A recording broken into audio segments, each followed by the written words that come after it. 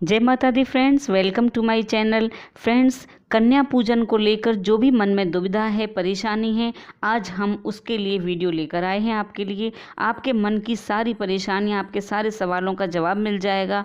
Friends, Kanya पूजन से दुखों का नाश होता है और हमें अपनी किस मनोकामना के लिए कौन सी कन्या का पूजन करना चाहिए, उसके लिए मैं आज आपके लिए वीडियो लेकर आई हूँ। तो फ्रेंड्स, आप हमारे चैनल पर अगर नए हैं तो हमारे चैनल को सब्सक्राइब कर लीजिए, बेल आइकॉन प्रेस कीजिए, आने वाली नोटिफिकेशन सबसे पहले आपको मिल सकें। अगर आपको वीडियो हमारी अच्छी लगती है तो लाइक करना ना भूलें, कमेंट्स बॉक्स में जय माता दी जरूर लिखें। फ्रेंड्स, सभी को ये परेशानी होती है कि हमें कितने वर्ष की कन्या का पूजन करना चाहिए और कन्या पूजन करने से हमें क्या फल की प्राप्ति होती है। तो फ्रेंड्स, धर्म ग्रंथों के अनुसार निर्दोष व आरोग्य ब्राह्मण कुमारी पूजन से मनुष्य के पहले किए हुए सारे पापों का नाश होता है। तो सभी पापों का नष्ट करने के लिए हमें निर्दोष और आरोग्य ब्राह्मण कुमारी को भोजन कराना चाहिए। सबकी मनोकामना देवी माता पूर्ण करती हैं। यथाशक्ति कन्या पूजन एवं ब्राह्मण पूजन कराने का भी बहुत महत्व होता है। सब कार्यों की सिद्धि के लिए ब्राह्मण कुमारी भोजन कराना चाहिए। और अगर आपको विजय की प्राप्ति चाहिए, आप कहीं भी जाते हैं, आपको जीत हासिल करनी है, आपकी ही जीत हो, चाहे वो आपका किसी कोर्ट में केस चल रहा हो या आपने कहीं कोई एग्ज़ाम दिया है, कोई इंटरव्यू दिया है, उसमें आपको विजय चाहिए, तो उसके लिए आपको विजय प्राप्त करने के लिए क्षत्रिय कन्या का पूजन करना चाहिए, क्षत्रिय कन्या को जिमाना चाहिए। अगर आप 9 दिन क्षत्रिय कन्या को पूजते हैं, 9 दिन तक आप उसका पूजन करते हैं, तो आपको विजय की 100% कामना पूरी होगी आपकी।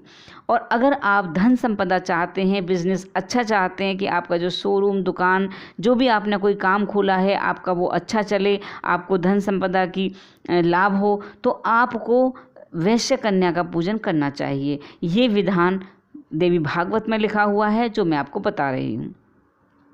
तो फ्रेंड्स, मैंने आपको बताया कि सब कार्यों की सिद्धि के लिए आपको ब्राह्मण कुमारी का पूजन करना चाहिए। और अगर आपको सारे पापों का नाश करना है तो भी आपको ब्राह्मण कुमारी का भोजन कराना चाहिए। फ्रेंड्स, हमारे 9 ग्रह होती हैं और 9 नवरात्रे होते हैं और 9 कन्याओं के भोजन का ही विधान है। और एक होता है लांगुरा, हमें एक लांगुरा का भोजन जरूर कराना चाहिए, जिसे हम बटुक भैरव कहते हैं। तो फ्रेंड्स, 9 कन्याओं को भोजन कराने से हमारे 9 ग्रहों के क्या क्या दोष दूर होते हैं, किस किस कन्या से, कौन कौन सी देवी से, वो मैं आपको आज बताऊंगी। तो मैं आपको उम्मीद करती हूँ कि इस वीडियो से आपके सारे सवालों के जवाब मिल जाएंगे। और आप अगर कन्या पूजन करते हैं तो आपको फिर मासिक अष्टमी या जो हम नवरात्रि के व्रत करते हैं, उसके उद्यापन की भी ज़रूरत नहीं पड़ती है। तो फ्रेंड्स, जब भी आप कन्याओं को पूजन करें, उनको विदा करें, तो मैं आपको बताना चाहती हूँ, उनको चावल और जीरा दे देना चाहिए। आपके कन्या पूजन का आपको अभिष्ट फल मिलेगा। आइए जानते हैं कि माँ के 9 ग्रह और 9 रूपों में क्या संबंध है।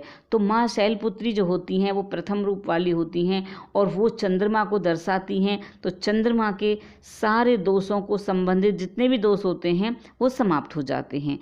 दूसरी हमारी ब्रह्मचारिणी देवी हैं, जो मंगल दोष को दर्शाती हैं और उन मंगल ग्रह के पूरे जो हमारे बुरे प्रभाव होते हैं वो कम हो जाते हैं। चंद्रघंटा माता शुक्र को दर्शाती हैं, शुक्र अनुकूल रखती हैं और हमारे सारे जो भी शुक्र से संबंधित हमारे जो दोष होते हैं उनको वो अनुकूल करती हैं। माँ कुष्मांडा माता सूर्य का मार्गदर्शन करने वाली होती हैं, उससे कुप्रभावों से हमें बचाती हैं। और जो हमारी स्कंद माता हैं, वो बुध ग्रह को दर्शाती हैं और बुध ग्रह से संबंधित हमारे जितने भी बुरे दोष होते हैं वो सब समाप्त हो जाते हैं।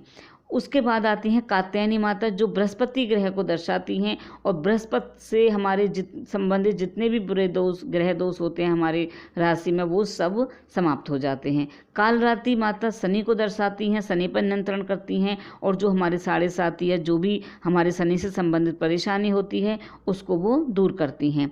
महागौरी माता राहु से संबंधित और सिद्धिदात्री माता केतु से संबंधित हमारे बुरे प्रभावों को समाप्त कर देती हैं। तो फ्रेंड्स, ये मैंने आपको बताया 9 कन्याओं को, 9 माताओं को पूजने का हमें क्या फल होता है। कितने वर्ष की कन्या का पूजन करना चाहिए, ये प्रश्न बहुत आता है। तो मैं आपको बताती हूँ कि 2 वर्ष से लेकर हमें 10 वर्ष तक की आयु का कन्या पूजन करना चाहिए।